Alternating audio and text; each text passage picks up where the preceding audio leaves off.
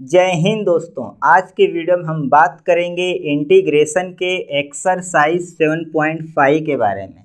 Exercise 7.5 में हम partial fraction का यूज़ करके इंटीग्रेशन के क्वेश्चन को सॉल्व करना सीखेंगे। हमें एक फंक्शन गिवन होगा, हमें उस फंक्शन को सबसे पहले पार्शियल फ्रैक्शन के फॉर्म में ब्रेक करना है, तभी हम उस फंक्शन का इंटीग्रेशन कर पाएंगे।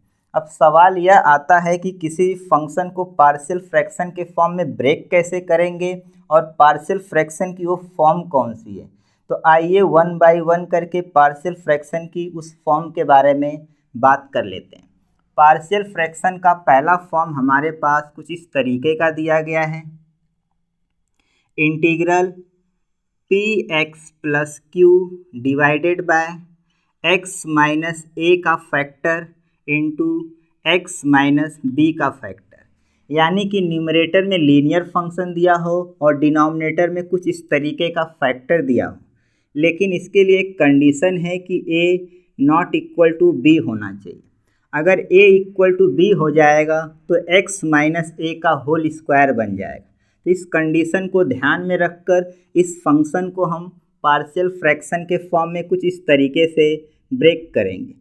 a divided by x minus A plus B divided by x minus B.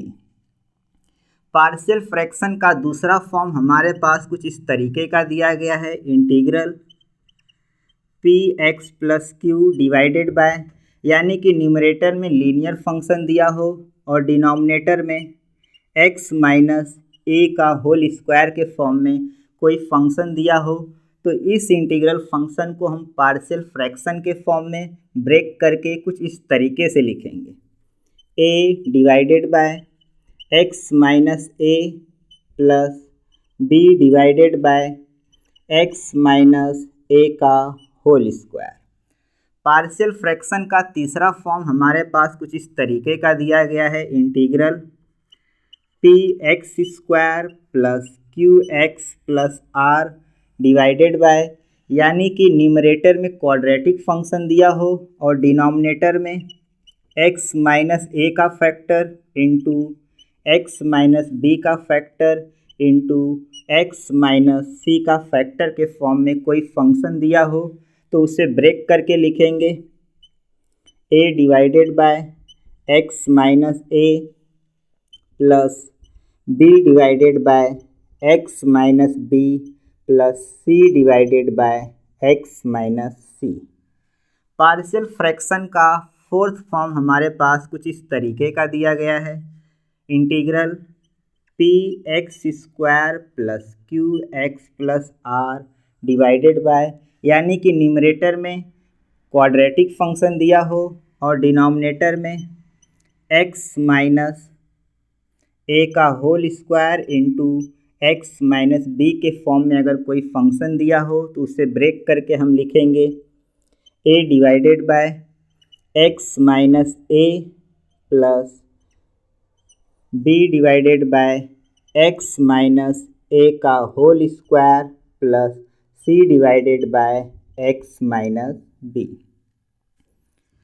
Partial fraction का फिफ्थ फॉर्म हमारे पास कुछ इस तरीके का दिया है।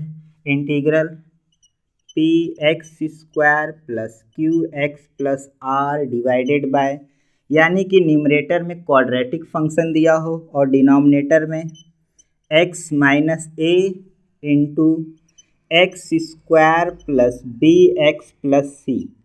डिनोमिनेटर में ये जो क्वाड्रेटिक फंक्शन दिया है, इस क्वाड्रेटिक फंक्शन को अगर हम फैक्टराइज नहीं कर सकते हैं, तब इस फंक्शन को कैसे ब्रेक करके लिखेंगे। ध्यान देना कि इस क्वाड्रेटिक फंक्शन को हम फैक्टराइज नहीं कर सकते, तो ब्रेक करके इसे लिखेंगे a divided by x minus A plus B X plus C. ध्यान देना B X plus C divided by ये वाला quadratic function X square plus B X plus सी।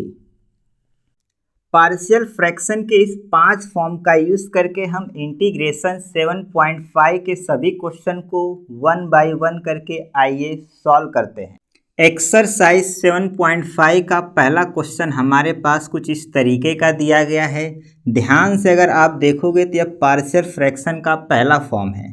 तो हम इसमें पार्शियल फ्रैक्शन का पहला फॉर्म लगा के इसे स्प्लिट करेंगे तो हमें मिलेगा a divided by x plus 1 plus b divided by x plus 2 into D x. अब हमें a और b की वैल्यू को फाइंड आउट करना है, तो उसे कैसे फाइंड आउट करेंगे। x divided by x plus 1 into x plus 2 equal to a divided by x plus 1 plus b divided by x plus 2।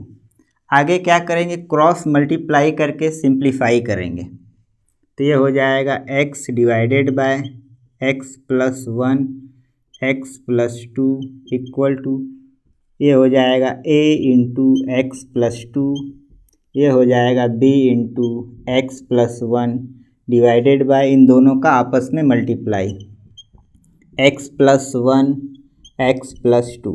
ध्यान से देखोगे तो डिनोमिनेटर सेम है, कैंसल आउट हो जाएगा तो हमें मिलेगा x equal to a into x plus 2 plus b into x plus 1। इसे सिंप्लीफाई करेंगे x इक्वल टू ये हो जाएगा ax प्लस 2a, ये हो जाएगा bx प्लस b। bx और ax को एक साथ लिखते हैं, ax plus bx plus 2a plus b। इन दोनों में से x को कॉमन लेंगे तो हमें मिलेगा x into a plus b, यहाँ से हमें मिलेगा 2a प्लस b, यहाँ आ जाएगा x। आगे क्या करेंगे, कंपेयर करेंगे। On comparing both sides, compare करेंगे तो हमें मिलेगा a plus B equal to 1। इसको मैं इक्वेशन नंबर 2 दे देता हूँ, इसको मैं इक्वेशन नंबर 1 दे देता हूँ। और यहाँ से हमें क्या मिलेगा, 2a plus B equal to मिलेगा 0। इसको मैं इक्वेशन नंबर 3 दे देता हूँ।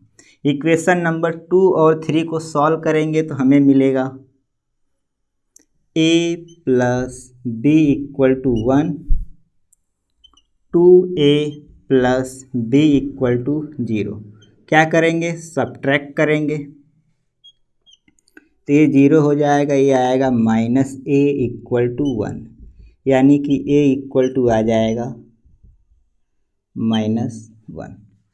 इसी प्रकार हम b की वैल्यू को फाइंड आउट कर लेंगे इक्वेशन नंबर 2 से।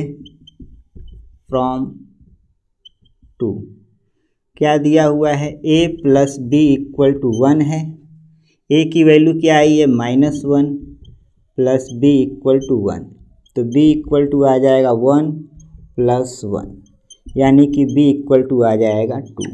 अब हम आगे क्या करेंगे, इस a और b की वैल्यू को इक्वेशन नंबर 1 में पुट कर देंगे।